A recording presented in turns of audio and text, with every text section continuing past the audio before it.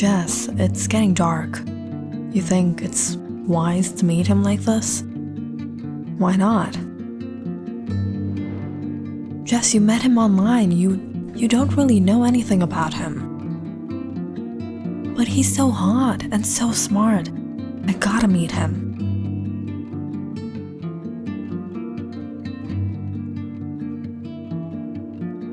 There he is.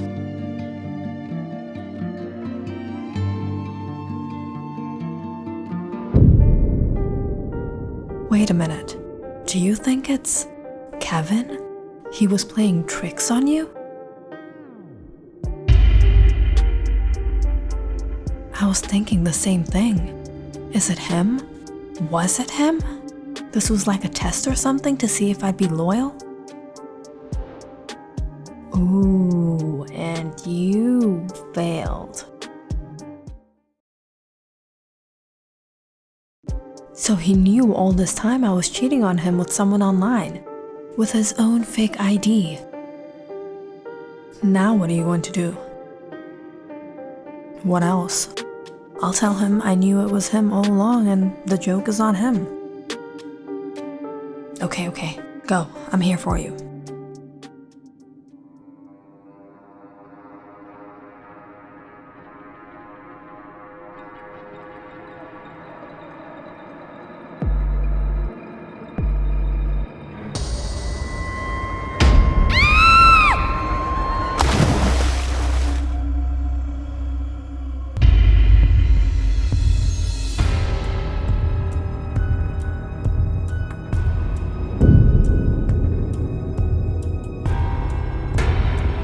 What did I just see? Jessica, Kevin took her life? What am I going to do?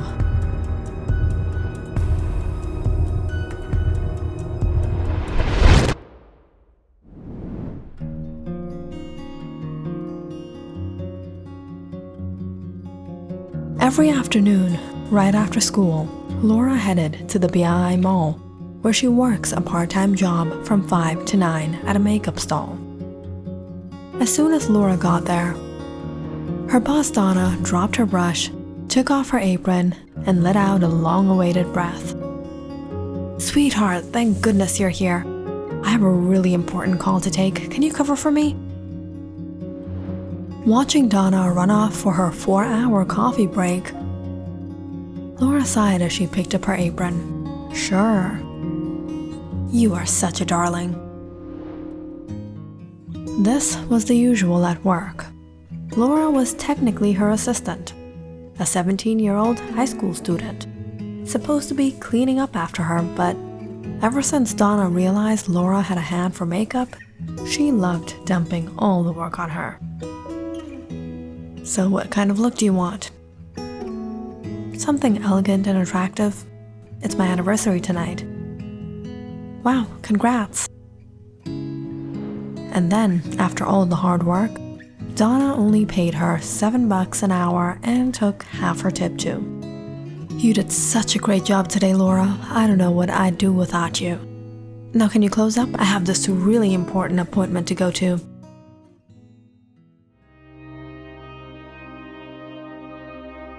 Laura was completely exhausted after a long day at school, and then working overtime at the mall. Now, she was finally going home.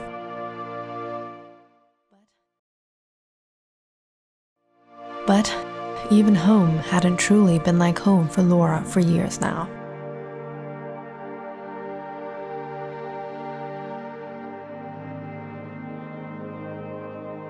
PB&J for dinner. Again, yippee.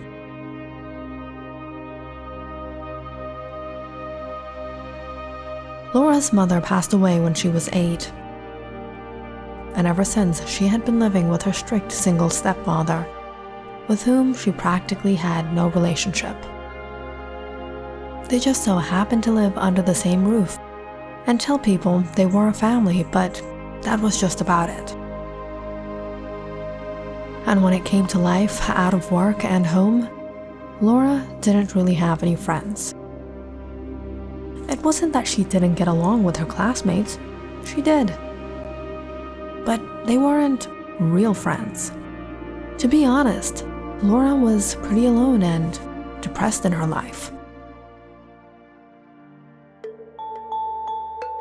Walking into homeroom the next morning, Laura noticed everyone murmuring amongst each other in the class. Something was up. She sat down at her table and joined the gossip. What's up? What is everyone so hyped up about? You notice Jessica and Sharon haven't been coming to school for the past week? Yeah?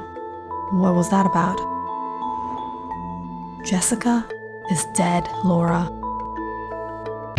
What? What do you mean, dead? They found her body by Sunset Lake. And guess what? The police arrested Kevin. Kevin? But why? I thought they were dating. It's bizarre, dude. I always thought he was a nice guy, but turns out he's crazy. Hold on. How do they know it's Kevin? I don't believe this. They got evidence against him, Laura. Sharon was there. She testified to the police. Sharon?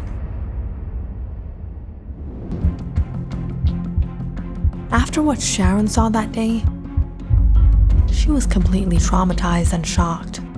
She didn't know what to do. She rushed back home that night and just locked herself in her room. Not going to school, not going outside.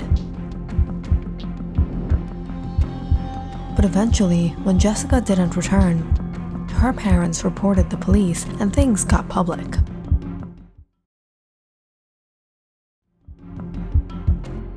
When a couple days passed and Jessica's parents were worried sick,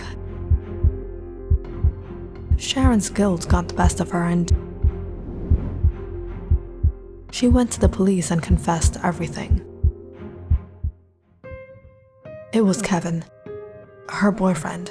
He tricked her and called her over to the cliffside by Sunset Lake. I went along with her and I saw him push her down. Was there some disagreement or fight going on between them? Jessica cheated on him. Sharon explained everything that happened to the police. And following her testification, the police searched the banks of Sunset Lake. And lo and behold, they found Jessica's body. They also searched the ID with Jessica had been chatting, a Richard Collins. Sir, the girl was saying the truth. We tracked down the ID, but it seems to be fake. It's from an anonymous IP. Bring her boyfriend in. Officer, it wasn't me. She's lying. If it wasn't you, then who was it? Richard? Richard? Who's Richard? Look, I don't know how it happened, but I'm telling you, I didn't take her life. I loved her. Why would I take her life? Because you found out she was cheating on you. She was cheating? No, we were happy together. Mr. Wilson, you can keep this up or you can confess. Either way, all the evidence goes against you. It wasn't me.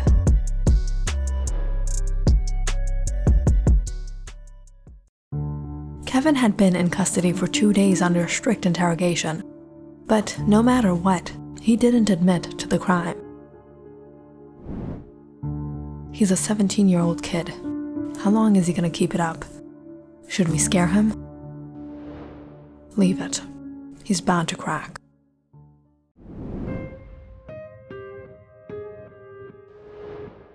"17-year-old high school student Jessica Prepon was found lifeless on the banks of Sunset Lake. Her perpetrator, none other than her classmate and boyfriend Kevin Wilson. While parents of Jessica Prepon demand justice, Kevin's parents are silent.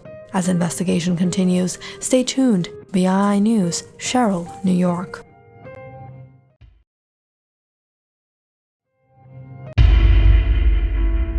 As Laura watched the news, she felt anxious. How could Sharon just testify against him? I need to talk with her.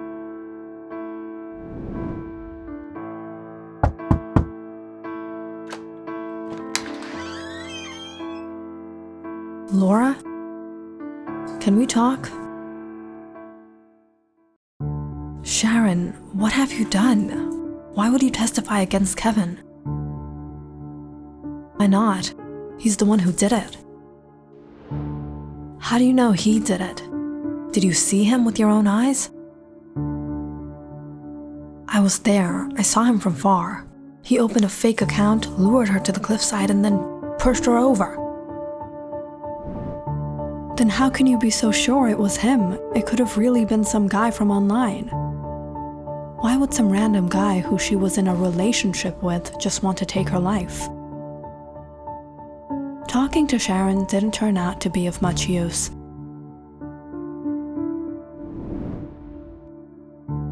But Laura realized she had to do something.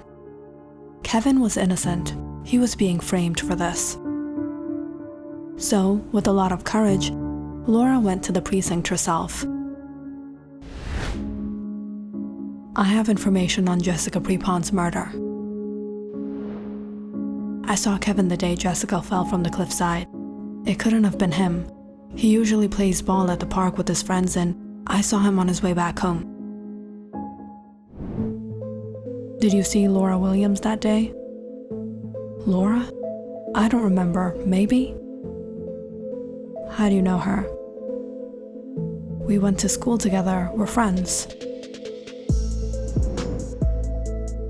Eventually, after verifying Kevin's whereabouts at the time of the murder,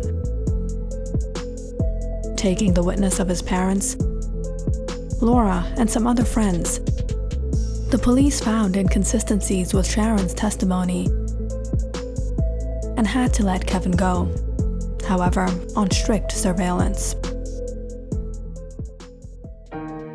Thank you so much, Laura. I don't know what would have happened to me if you didn't come. Don't mention it. But Kevin, just tell me one thing. What? You really didn't do it, right? I swear I didn't. Okay.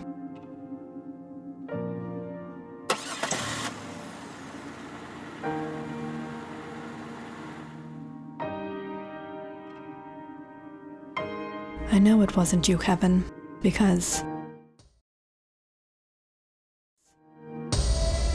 it was me.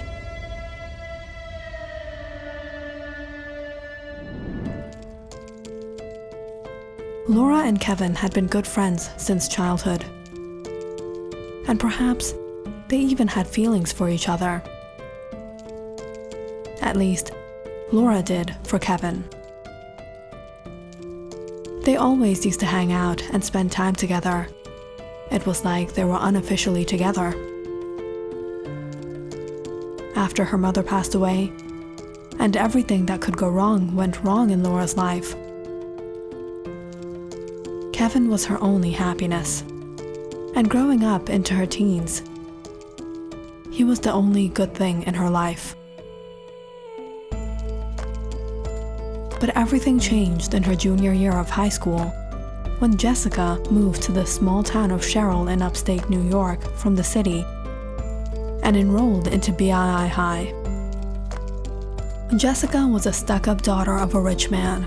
She was hot and happening and caught the attention of all the guys at school, especially Kevin. Nobody could match up to her, and as things went, Jessica snatched Kevin away from Laura, and life became completely dull for her. Every time Laura saw Kevin with Jessica, she was hurt, she was lonely, and she couldn't take it. And above all, Jessica didn't deserve him. She took advantage of him, and of all the guys, and wasn't loyal to him at all. It was in all this, Jessica decided to bait her and break up her relationship with Kevin. Knowing the type of guys Jessica was into, Laura used her skills with makeup to give herself a new look, a new identity that had a resemblance to Kevin. Laura then created a BII Facebook with her fake identity and added Jessica.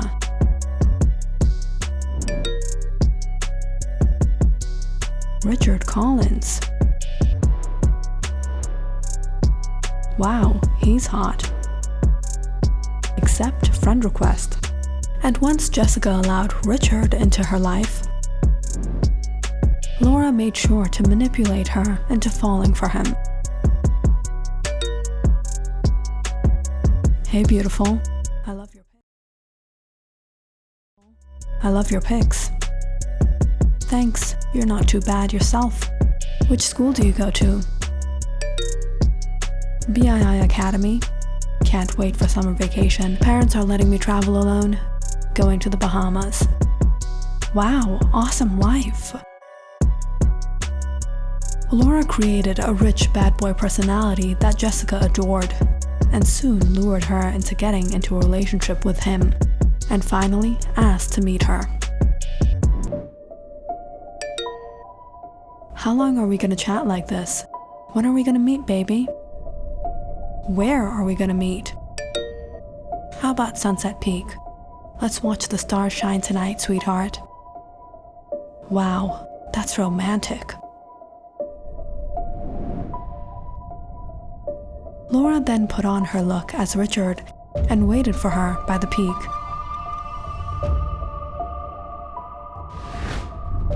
Knowing Jessica wouldn't be that stupid enough to come alone, she'd bring someone. But that was fine, because anyone and everyone would assume she was Kevin.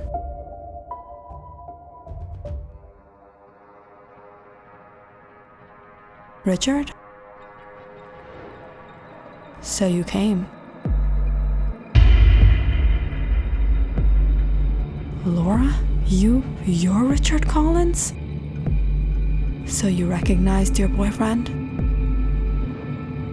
You were pretending this entire time? You're sick. No, Jessica, I'm not sick.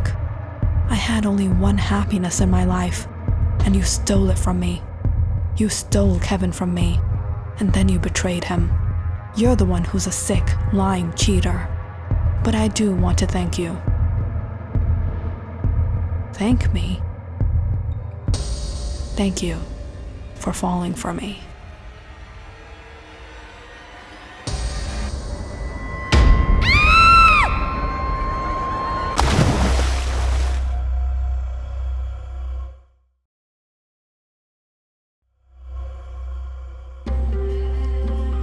Now you can finally be mine.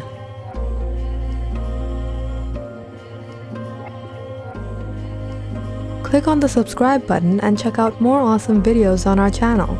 And don't forget to press the bell icon because you know it's interesting.